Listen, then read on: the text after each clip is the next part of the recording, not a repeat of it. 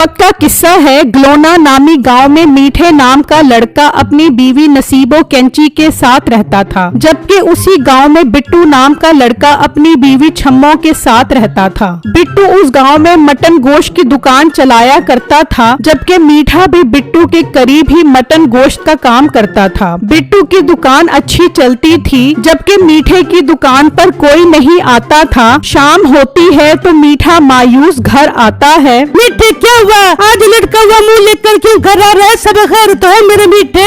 बेगम खैर ही तो नहीं है, मैं अपने काम से बहुत मायूस हूँ। कोई भी मुझसे गोश्त लेने नहीं आता, जिसे देखो मोटे बिट्टू के पास जाता है। मीठे अगर तू मेरे कहने पे चले तो देखी कैसे लोग मोटे बिट्टू की बजाय तेरे पास आने लग जाएंगे। बेगम सारी जिंदगी ही तेरे कहने पर गुजार रहा हूँ, बता मुझे इसका हल, मैं तेरे कहने पर ही चलूँगा। मीठे तू कल से काम कर, गोश्त के साथ कोई अच्छा पैकेज निकाल दे। 1 किलो गोश्त के साथ बकरे का बीजा मुफ्त और 2 किलो गोश्त के साथ बकरे के गुर्दे और कलेजी, इस तरह की स्कीम निकाल, फिर देख लोग कैसे तेरे पास आने लग जाएंगे। मीठे को नसीबों की ये बात बहुत पसंद आती है। फिर अगला दिन होता है तो सब लोग मीठे की दुकान पर रश लगा लेते हैं। तभी एक आदमी मीठे की दुकान की तरफ जा रहा होता है। भाई साहब मेरे पास तो आए, मैंने आपसे बहुत जरूरी बात करनी है। तो वो आदमी बिट्टू के पास आ जाता है। हाँ बिट्टू, क्या बात करनी है? जल्दी बताओ, मुझे देर हो रही है। भाई ये सब मीठे भाई से ही गोश्त क्यों खरीद रहे हैं? पहले तो ये सब ग्राहक मुझसे गोश्त खरीदा करते थे। बिट्टू, मीठे ने कमाल की स्कीम निकाली है। जो उससे गोश्त खरीदेगा उसके साथ बकरे का भेजा मुफ्त मिलेगा।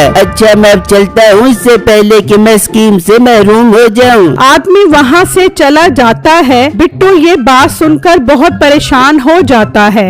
मेरे अल्लाह, ये तो बहुत बुरा हुआ। इस तरह तो कोई भी मेरी दुकान पर नहीं आएगा और मैं तो इस तरह रोड पर आ जाऊंगा। मीठे की ये स्कीम काम कर जाती है और उसका सारा गोश्त बिक जाता है, जबकि बिट्टू का गोश्त वैसे का वैसा पड़ा रहता है। मुझे लगता है आज कोई भी ग्राहक मेरे पास नहीं आएगा। यहाँ बैठने से बेहतर है मैं घर ही चला जाऊँ। फिर बिट्टू गोश्त लेकर मायूस वहाँ से चला जाता है और घर आ जाता है। बिट्टू जी, ये क्या आप गोश्त लेकर घर क्यों आ गए? क्या बात है, आज गोश्त बेचने का इरादा नहीं है क्या? बेगम गोश्त बेचने का इरादा तो था, पर आज कोई भी मुझसे गोश्त खरीदने नहीं आया। बिट्टू, ये आप कैसी बातें कर रहे हो? गांव के लोगों को तो आपके बकरे का गोश्त बहुत पसंद है, फिर ऐसा क्या हुआ? आप मुझे पूरी बात बताओ। फिर बिट्टू छम्मो को मीठे की स्कीम के बारे में सारी बातें बताता है, जिससे सुनकर छम्मो के होश उड़ जाते हैं। बिट्टू, अगर मीठे भाई ने ऐसी स्कीम निकाली है तो हमें भी कोई अच्छी स्कीम निकालनी पड़ेगी, तभी हमारे ग्राहक वापस आपसे गोश्त खरीदने आएंगे। बेगम फिर आप ही बताओ ऐसी स्कीम जिससे दोबारा ग्राहक मेरे पास आ जाए। बिट्टू, मीठे भाई गोश्त के साथ साथ बीजा गुर्दा कलेजी मुफ्त देते हैं, तो आप एक काम करें, आप 1 किलो गोश्त के साथ आधा किलो गोश्त मुफ्त दें। पर बेगम इस तरह तो हमें नुकसान होगा। बिट्टू जी, अब बात मुकाबले पर आ गई है, जो ज्यादा देर नुकसान बर्दाश्त करेगा वही जीतेगा। जबकि दूसरी तरफ मीठा खुशी खुशी घर आता है। वाह बेगम, तेरी स्कीम तो काम कर गई। सब मुझसे ही गोश्त खरीदने आए और उस मोटे बिट्टू के पास एक भी ग्राहक नहीं गया।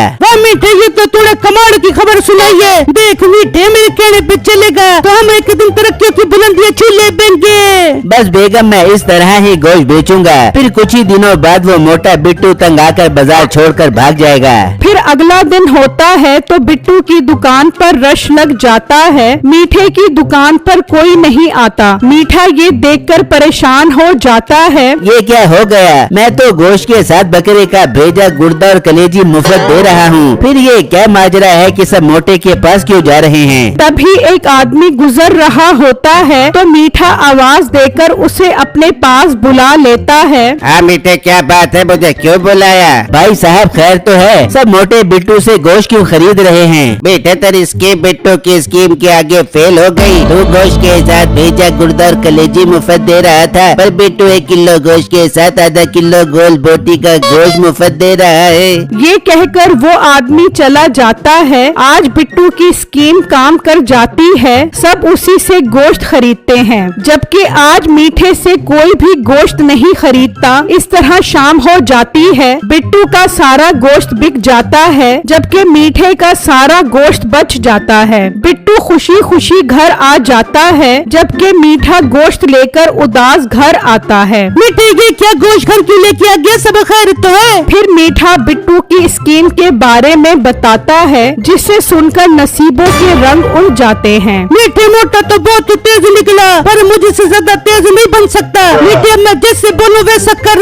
हाँ बेगम जल्दी बोल, मैं सुनने के लिए बहुत बेचैन हूँ। मीठे अब हमें कैसा बकरा तलाश करना पड़ेगा जो बहुत बड़ा हो, दूर से तेरा बकरा नजर आना चाहिए। और तू उस बकरे की ये खूबियाँ बता भी हो कि इसका गोश्त जो भी खाएगा उसके जिस्म से सारी बीमारियाँ दूर हो जाएंगी। फिर देख तेरे पास लोग कैसे आते हैं। फिर अगला दिन होता है। मीठा बड़ा कदआवर बकरा ढूंढ लाता है। गांव में मीठे के बकरे के चर्चे हो रहे होते हैं। यार मैंने सुना है मीठे के पास पूरे 200 किलो का बकरा है और जो भी उस बकरे का गोश्त खाएगा वो अपनी सारी बीमारियों से जान छुड़वा लेगा। गाँव वालों हमें फिर देर नहीं करनी चाहिए, जल्दी से मीठे से गोश्त खरीदना चाहिए। हाँ हाँ भाई जल्दी चलते हैं मीठे के पास, कहीं ना फिर देर हो जाए। फिर वो गांव वाले मीठे की दुकान पर आ जाते हैं। बिट्टू भी मीठे का इतना कदआवर बकरा देखकर हैरान खड़ा होता है। ये मीठा भाई इतना बड़ा बकरा कहाँ से खरीद आया, अब मुझे हार मार लेनी चाहिए। बिट्टू उदास जंगल की तरफ निकल जाता है और परेशान एक जगह बैठ जाता है। वहाँ बिट्टू को अकेला बैठा देखकर एक जादूगर उसके पास आता है। बिट्टू तुम यहाँ खैर से बैठे हो और तुमने मुझे पहचाना?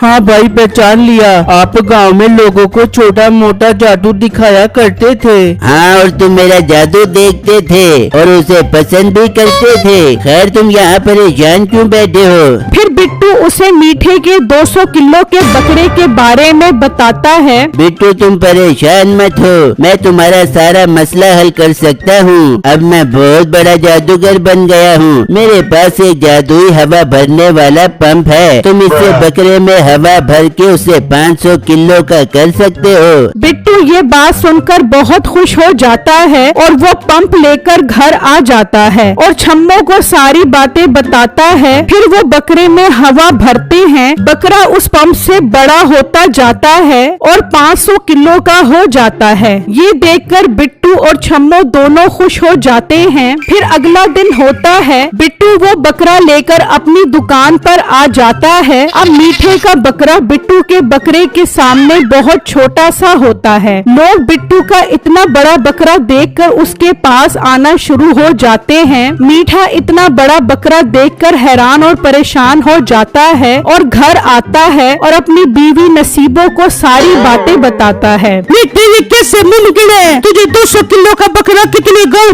घूम के मिला है, फिर 500 किलो का बकरा मिलना मुश्किल नहीं बल्कि नामुमकिन है। मीठे मुझे तो दाल में कुछ काला लग रहा है। हाँ बेगम तू ठीक बोल रही है, मुझे तो पूरी दाल ही काली लग रही है। हमें आज रात ही बिट्टू के घर जाकर देखना पड़ेगा कि आखिर माजरा क्या है। फिर रात होती है। नसीबो और मीठा घर से निकलते हैं और बिट्टू के घर आ जाते हैं और छुपकर देखते हैं। बिट्टू उस टाइम बकरे में पंप से हवा भर रहा होता है। ये देखकर मीठा और नसीबो हैरान रह जाते हैं और बकरा बड़ा कदआवर हो जाता है। बेगम अब बकरा सुबह के लिए तैयार है, अब हम आराम करते हैं। फिर बिट्टू और छम्मो सोने चले जाते हैं। मीठा और नसीबो आते हैं और वो पंप उठाकर ले जाते हैं। फिर अगला दिन होता है। नसीबो कैंची मीठे से कहती है, मीठे फिर इस पंप से इस बकरे में हवा भर, इतनी कि ये पूरे गांव के लोगों को दूर से नजर आना चाहिए। फिर मीठा बकरे में हवा भरना शुरू करता है। बकरा बड़ा होना शुरू हो जाता है। भर भर मीठे हवा ठूस ठूस के भर। मीठा हवा भरता रहता है तो एकदम बकरे के फटने से जोरदार धमाका होता है। मीठे का सारा घर गिर जाता है और वो उसमें दबकर मर जाता है। बिट्टू की अब मीठे से जान छूट जाती है और फिर बिट्टू सेहतमंद बकरे का गोश्त बेचना शुरू कर देता है।